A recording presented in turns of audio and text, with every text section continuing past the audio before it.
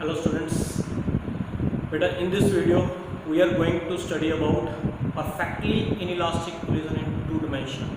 Last topic of this chapter. Okay, ਆਪਾਂ ਸਾਰੀਆਂ collisions one dimensions discuss कर चुके हैं. Two dimensions ਅਸੀਂ elastic and inelastic collision discuss कर चुके हैं. Last है बेटा perfectly inelastic collision in two dimensions. क्योंकि collision perfectly inelastic है तो टकरान तो बाद बहुत बॉडीज एक दूजे नाल स्टिक करके इकट्ठे मूव करनगियां सेम डायरेक्शन च. इस चीज़ को ख्याल रखते हुए डायग्राम समझो. Suppose this is first body having mass m1 moving with velocity u1 at an angle theta with respect to x axis. Here is second body, mass m2 moving with velocity u2 towards x axis. दोनों bodies टकराएंगी, टकरा के दोनों bodies आपस में stick करके a body B body इकट्ठे move करनी है with velocity in same direction. Let this direction is ਅਸੀਂ फाइंड करना है भी दोनों की वेलोसिटी कितनी होएगी, दोनों टकरान तो बाद कितनी एंगल पे जानी है, टकरान तो पहला फर्स्ट बॉडी कितने एंगल पे आनी है. these are the three variables theta phi b. हम कई स्टूडेंट से सोच रहे होंगे सर थीटा खत्म कर दो भी अगर फर्स्ट बॉडी की एक्स एक्सिस दे लो भी जानी होगी. बेटा ये कभी भी पॉसिबल नहीं होएगा भी दो bodies along x axis move कर रही सी टकराइयां टकरा के इधर चले गई. It never be possible. ये कभी पॉसिबल हो ही नहीं सकता. ਤੁਸੀਂ आप सोच के देखो भी दो बॉडीज एक डायरेक्शन च जा रही ने टकराएंगियां तो उसी डायरेक्शन दे अलोंग रहेंगी. दोने एक डायरेक्शन च नहीं जा सकदियां. जे टकराएंगियां एक बॉडी ऊपर ਨੂੰ गई है तो एक नीचे ਨੂੰ जाएगी. या तो डायरेक्शन सेम रखणगियां, जे एक बॉडी ऊपर ਨੂੰ गई है तो एक नीचे ਨੂੰ जाएगी. जे दोनों सेम डायरेक्शन च आ रही ने टकरा गईयां टकरा के दोनों एक डायरेक्शन च नहीं जा सकदियां. It is not possible. इस करके कभी भी ये जे थीटा अलोंग एक्स एक्सिस होगा अलोंग एक्स एक्सिस दोनों बॉडीज टकराइयां ने जे एक बॉडी ऊपर ਨੂੰ गई है तो एक नीचे ਨੂੰ जाएगी. जे फर्स्ट बॉडी ऊपर ਨੂੰ गई तो सेकंड नीचे ਨੂੰ जाएगी. जे सेकंड बॉडी ऊपर ਨੂੰ गई है तो फर्स्ट नीचे ਨੂੰ जाएगी. जे दोनों बॉडीज सेम डायरेक्शन च जा रही ने दैट मींस फर्स्ट बॉडी इस सेम एक्सिस दे अलोंग नहीं आ रही होगी, एट सम एंगल आ रही होगी. मुझे लगता है ਤੁਸੀਂ कंफ्यूज हो गए. कंफ्यूज तो नहीं हुए बेटा. ये डायग्राम है मैं देखो first body second body move कर रही सी along x axis, first body move कर रही सी एट सम एंगल. दोनों टकराइयां टकरा के इधर चली. समझ रहे हो आज चीज. Second body along x axis, first body at some angle आपस में टकराइयां टकरा के इधर चली.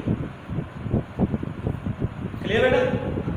ओके फर्स्ट बॉडी का मोमेंटम किधर नु मोमेंटम जिधर नु वेलोसिटी कितना मोमेंटम m1 u1 ठीक है जिधर नु वेलोसिटी.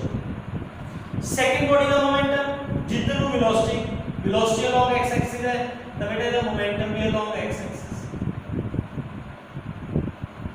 ठीक है. एंड इनर दा मोमेंटम ਇਹਦਾ मोमेंटम कितना है बेटा मास कितना होया m1 + m2 वेलोसिटी हुई v. समझ गए. आज चीजें ਅਸੀਂ फाइंड करनी है. इसमें फिलहाल मैं रब कर दूंगा कि कंफ्यूज ना हो तुसी. तो बेटा फर्स्ट बॉडी का मोमेंटम हो गया मास * वेलोसिटी m1 u1 वेलोसिटी दे अलोंग. सेकंड बॉडी का मोमेंटम हो गया m2 u2 वेलोसिटी दे अलोंग.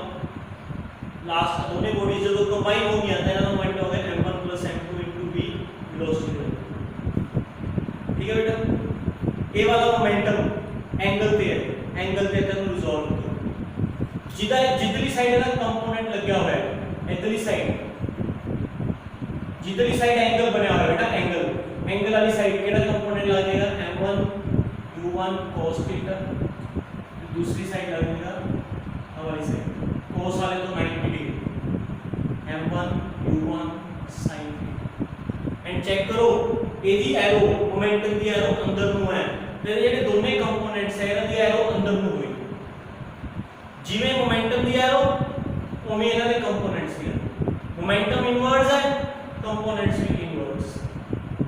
ਇਹਨੂੰ ਰਿਜ਼ੋਲਵ ਨਹੀਂ ਕਰਨਾ, ਸੈਕੰਡ ਬੋਡੀ ਦੇ ਮੋਮੈਂਟਮ ਨੂੰ ਰਿਜ਼ੋਲਵ ਕਰਨਾ, ਕਿਉਂ? ਕਿਉਂਕਿ ਇਹ ਮੋਮੈਂਟਮ ਪਹਿਲਾਂ ਹੀ ਅਲੋਂਗ ਐਕਸ ਐਕਸਿਸ ਹੈ। we can resolve only those momentums which are at some angle। ਅਸੀਂ ਸਿਰਫ ਉਹਨਾਂ ਵੈਕਟਰਸ ਨੂੰ ਰਿਜ਼ੋਲਵ ਕਰ ਸਕਦੇ ਜਿਹੜੇ ਐਂਗਲ ਤੇ ਹੋਣ, ਜਿਹੜੇ ਪਹਿਲਾਂ ਹੀ ਐਕਸਿਸ ਦੇ ਅਲੋਂਗ ਉਹਨਾਂ ਨੂੰ ਰਿਜ਼ੋਲਵ ਨਹੀਂ ਕਰ ਸਕਦੇ। ਇਹ ਪਹਿਲਾਂ ਹੀ ਐਕਸਿਸ ਦੇ ਅਲੋਂਗ ਐਕਸ ਐਕਸਿਸ ਇਹਨੂੰ ਰਿਜ਼ੋਲਵ ਨਹੀਂ ਕਰ ਸਕਦੇ। ਹਾਂ ਇਹ ਵਾਲਾ ਮੋਮੈਂਟਮ ਐਂਗਲ ਤੇ ਹੈ, ਇਹਨੂੰ ਰਿਜ਼ੋਲਵ ਕਰੋ। ਇਹਦਾ ਦੇਖੋ ਇਧਰਲੀ ਸਾਈਡ ਐਂਗਲ ਬਣਿਆ ਹੋਇਆ बेटा, इधरली साइड कंपोनेंट लगेगा इस मोमेंटम का m1 plus m2 into v cos phi, इधरली साइड लगेगा m1 plus m2 into v sin phi cos phi, जिधर एंगल बना हुआ है cos phi तो 90 डिग्री sin phi। अच्छा ਇਹਦਾ देखो एरो, ਇਹਦਾ एरो बाहर ਨੂੰ है ਤੇ ਇਹਦੇ ਕੰਪੋਨੈਂਟਸ ਦੇ एरो भी बाहर ਨੂੰ, मोमेंटम ਦਾ एरो बाहर ਨੂੰ ਤਾਂ ਕੰਪੋਨੈਂਟ ਦੇ एरो बाहर, ਇਹਦਾ एरो ਅੰਦਰ ਨੂੰ ਸੀ ਇਹਦੇ एरो, ਠੀਕ ਹੈ ਬੇਟਾ। ਹੁਣ ਉਹ ਲਗਾ ਦਿਓ ਵੀ ਜਿਹੜੇ ਮੋਮੈਂਟਮ ਪਲੱਸ ਐਕਸਿਸ ਵੱਲ ਪੋਜ਼ਿਟਿਵ ਐਕਸਿਸ ਵੱਲ ਪਲੱਸ ਚ ਲੈ ਲਓ, ਜਿਹੜੇ 네ਗੇਟਿਵ ਐਕਸਿਸ ਵੱਲ ਮਾਈਨਸ ਚ ਲੈ ਲਓ। बेटा ਆਹ ਵਾਲਾ ਮੋਮੈਂਟਮ ਵੀ ਪੋਜ਼ਿਟਿਵ ਐਕਸ ਐਕਸਿਸ ਵੱਲ, ਆਹ ਵਾਲੇ ਮੋਮੈਂਟਮ ਦਾ एरो ਵੀ देखो पॉजिटिव एक्स एक्सिस पर, आ वाले मोमेंटम का एरो भी पॉजिटिव एक्स एक्सिस पर, ए मोमेंटम भी प्लस, ए वाला मोमेंटम भी प्लस, ए वाला मोमेंटम भी प्लस। ਹੁਣ ਆ ਵਾਲਾ मोमेंटम देखो, ए मोमेंटम का एरो नीचे ਨੂੰ है, नीचे ਨੂੰ ਕਿਹੜੀ ਐਕਸਿਸ ਹੁੰਦੀ ਹੈ 네ਗੇਟਿਵ ਵਾਈ ਐਕਸਿਸ, ਤਾਂ ਬੇਟਾ ए मोमेंटम भी 네ਗੇਟਿਵ, ए मोमेंटम का एरो भी नीचे ਨੂੰ है 네ਗੇਟਿਵ। ਇਹਨਾਂ ਦੋਨਾਂ मोमेंटम ਦੇ एरो नीचे ਨੂੰ ਨੇ along नेगेटिव y एक्सिस वाल, तो दोनों माइनस। ए वाले मोमेंटम प्लस हो सकते, हम इस पे कंसंट्रेट नहीं करना बेटा, इस पे कंसंट्रेट नहीं करना, एदी जगह ये कंपोनेंट्स लाके एदा अपना मोमेंटम एज इट इज ही है, एदी जगह एदे कंपोनेंट्स लाके, ठीक है। हो गया मोमेंटम रिजॉल्व, ठीक है। Collision is